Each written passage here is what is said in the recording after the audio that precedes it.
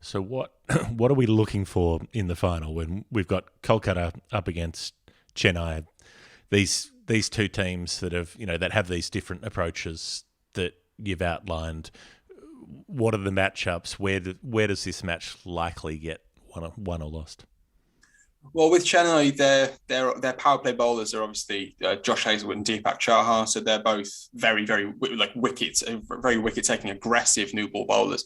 So KKR's batting in the power play has been defined by being ultra aggressive of Shubman Gill and Venkatesh. So that's a huge battle in and of itself. Is that if they KKR aren't going to take a backward step, they're going to come out and go really hard, and Chennai are set up to accept a bit of medicine. They'll take a few hits. They'll a couple of 20 run overs. That's fine, but they will just think that if they can get those two out, all of a sudden Morgan's in the crosshairs. They'll spot that as a real opportunity, and you're relying on a couple of players in the middle order in Nitish Rana, who's a good player, but not an absolute elite player. And then you're relying on maybe like Andre Russell being half fit and trying to hit sixes on one leg.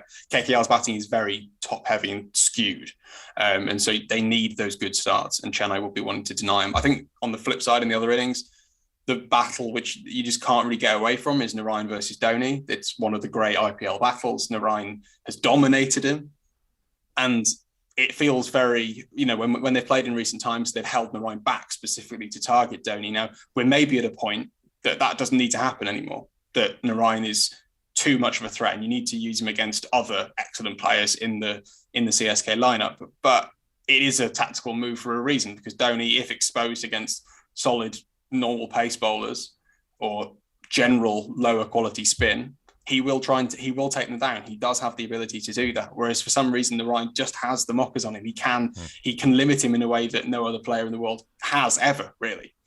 And so you would expect KKR to keep that up their sleeve, whether it's Morgan doing it from the sidelines or in the middle. I think it'll be fascinating. KKR match up much better against CSK than any other side in the tournament. They've got the high pace to go at their batsmen. They've got the spin to exploit their lower order batsmen as well. So I think on paper, KKR are favourites for me, not necessarily because of the quality of the side, but just because of that matchup kind of structure to it all. But hopefully, it's been a very weird season.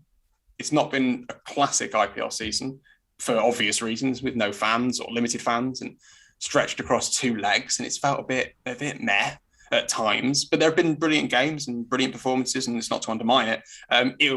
It feels like the kind of season which needs an absolute rip snorter of a final to really elevate it, to really give it that sense of like, I can't wait for the next IPL to start. When's the auction? When I want to know all this. I want to leave not wanting more, because it's quite hard to want more of the IPL because there is so much of it.